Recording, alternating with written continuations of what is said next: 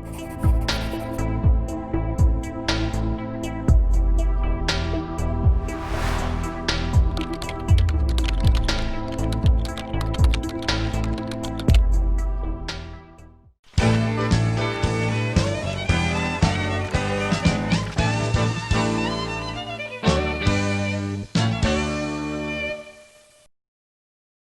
لوی او بښونکي خدای په نامه درنو زده کوونکو، زه شفیق الله نورزی د هر څه له مخه خپل سلامونه او نیکې هیلې تاسو درانه حضور ته وړاندې کوم.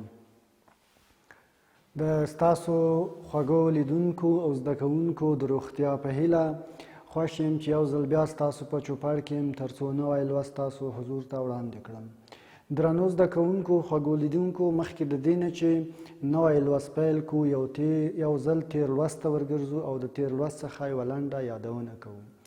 ګرانو زده کوونکو، زه باور لرم چې تاسو به په یاد وي چې د موږ او د تاسو د تیر لوست عنوان د میوزیس عملیه وه. موږ او تاسو وویل چې خپله میوزیس کلمه د کموالي په معنا ده او خپله د میوزیس حجروي ویش هغه ویش دی چې کروموزومونه پکې کمیږي او دې ته تنقیصي ویش هم ویل کیږي.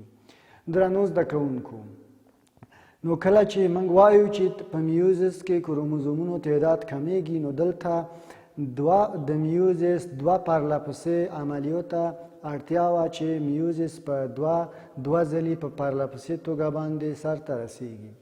لکه څنګه چې په لومړي میوزیس کې پروفاز، میتافاز، انافاز، تیلوفاز عملیې سرته رسیږي، یعنې دا ټول پړاوونه سرته رسیږي. نو کله چې دغه ویش سرته رسیږي پرلهپسې ډول باندې بدون د دې نه چې د انټرفیز عملیه ولري، دویم میوز بیا پیلېږي او ټول پړاوونه پکې سرته رسیږي او بالاخره د دوه میوزونو په پایله کې د یوې مورنۍ حجرې څخه 4 لورنۍ حجرې منځته راځي چې د ارثي خواصو له پلوه یو له بلې سره توپیر لري او هر یوه یې 23 عدده کروموزومونه لري.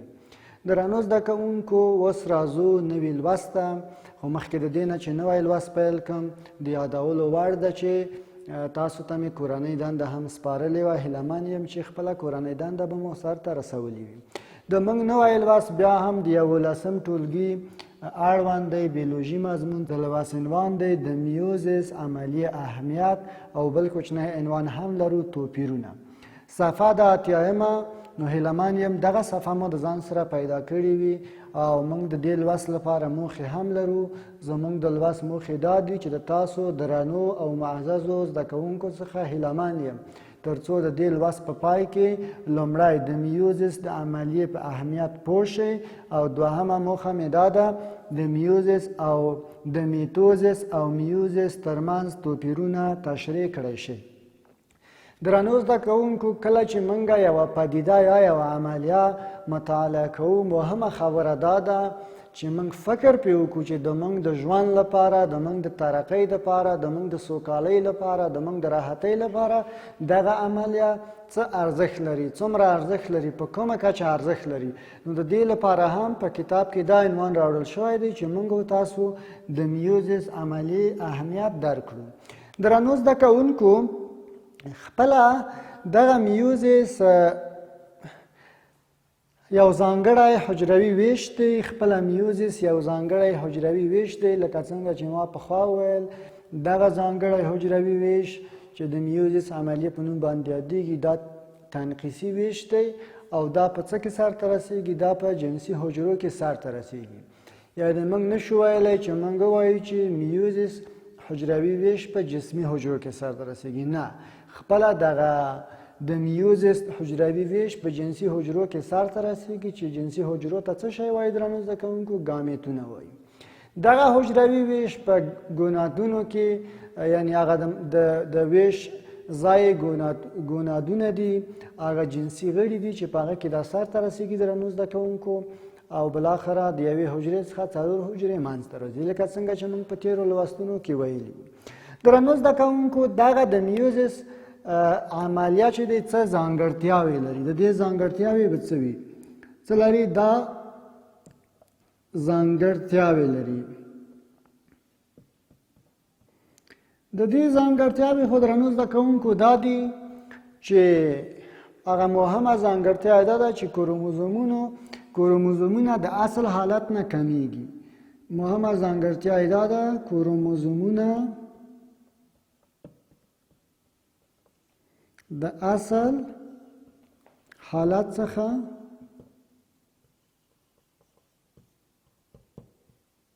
کمیږي.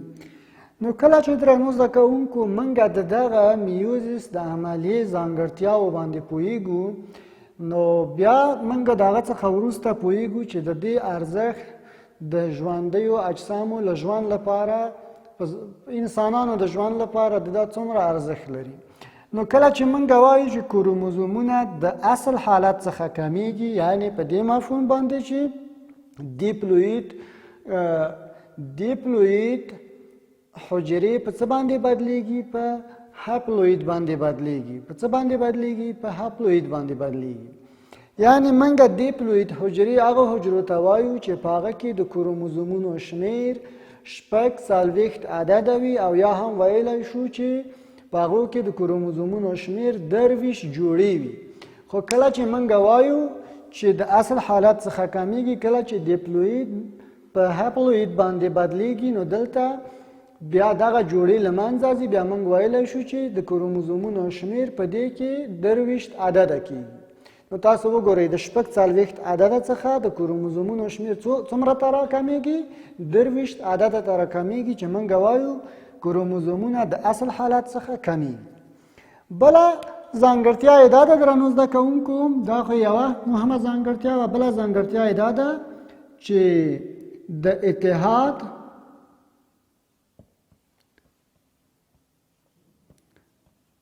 او جلاوالي چې سیګریګیشن ورته ویل کېږي. څه ورته ویل کېږي؟ سیګریګیشن یا سیګریګیشن ورته ویل کېږي. د اتحاد او جلاوالي وړتیا لري. څه لري درنو زده کوونکو؟ د اتحاد او جلاوالي وړتیا لري. یا ویلی شو چې په دغو د میوزیس په عملیه کې د اتحاد او جلاوالي ټول ممکنات په دغه جنسي حجرو کې رامنځته کېږي. یعنی څه؟ دلته لږ درنو زده کوونکو دې خبره کې لږ څه وضاحت اړتیا شته. کله چې موږ وایو جلاوالی، کروموزومونه چې د اصل حالت څخه کم شول، نو دلته جلاوالی رامنځته شي. یعنی هغه جوړه کروموزومونه سره جلا 40 عدده کروموزومونه 23 عدده ته راکم شول. خو کله چې موږ وایو چې اتحاد رامنځته کېږي په جنسي حجرو کې، یا د اتحاد ممکنات هم شته او د جلاوالي هم شته. په دې مفهوم باندې چې کله چې دوه جنسي حجرې چې یوه د مور یا د پلار څخه او بله د مور څخه، دا چې کله سره یوځای کېږي، نو دغه 23 کروموزومونه چې په دوه جلا جلا حجرو کې شتون لري، کله چې دا حجرې سره القا کېږي، نو دلته بیا اتحاد رامنځته کېږي. بیرته یو پوره سیټ د دې کروموزومونو جوړیږي، چې موږ وایو چې بله مهمه ځانګړتیا یې دا ده چې د اتحاد او جلاوالي ټول ممکنات په همدې جنسي حجرو کې واقع کېږي. نو کله چې درنو زده کوونکو موږ وایو چې دغه اتحاد او د جلاوالي ټول ممکنات په جنسي حجرو کې واقع کېږي، نو دلته بیا څه کار کېږي؟ دلته یو بله ځانګړنه هم بیا رامنځته کېږي، د ارثي موادو مخلوط کېدل، چې څه ورته وایي؟ میکسنګ ورته وایي. نو بیا دا رامنځته کېږي.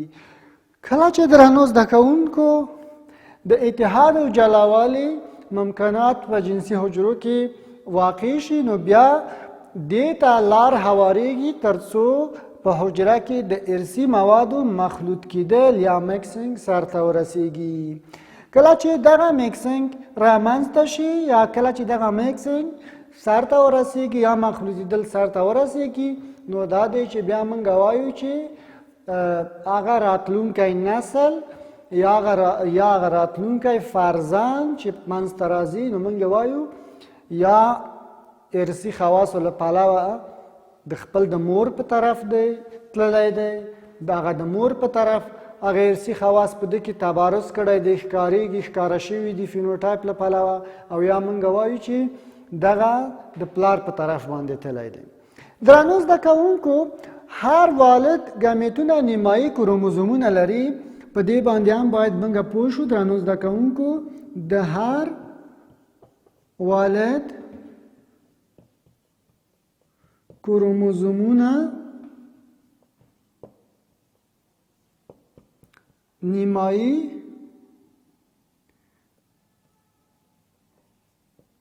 شمیر لري. یعنی څه درنو زده کوونکو، کله چې موږ وایو چې د هر والد کروموزومونه نیمایي شمیر لري، یعنی د یوې حجرې پوره شمیر څومره دی درنو زده کوونکو؟ تاسو فکر وکړئ چې دا یوه حجره ده، نو په یوې حجره کې کروموزومونو شمیر 46 عدده دی. کله چې موږ وایو چې د هر والد کروموزومونه نیمایي شمیر لري، نو دلته بحث د میوزیس د عملیې دی او دلته بحث د جنسي حجرې دی. نو کله چې یوه جنسي حجره په پوره ډول، یعنی یو سیټ د حجرې 46 عدده کروموزومونه وي، نو بیا دلته موږ راځو دې بحث ته چې کله د میوزیس عملیه سرته رسیږي، نو دلته د هر والد کروموزومونو شمیر نیمایي وي یا نیمایي شمیر لري. نو کله چې دا نیمایي کو، نو دا کېږي درنو زده کوونکو، د دې نیمایي شمیر کېږي 23 عدده. نو کله چې موږ وایو چې دغه پوره سیټ دې ته وایي درنو زده کوونکو 2n حجره، کله چې موږ وایو نیمایي شمیر، نو دې ته وایي درنو زده کوونکو n حجره.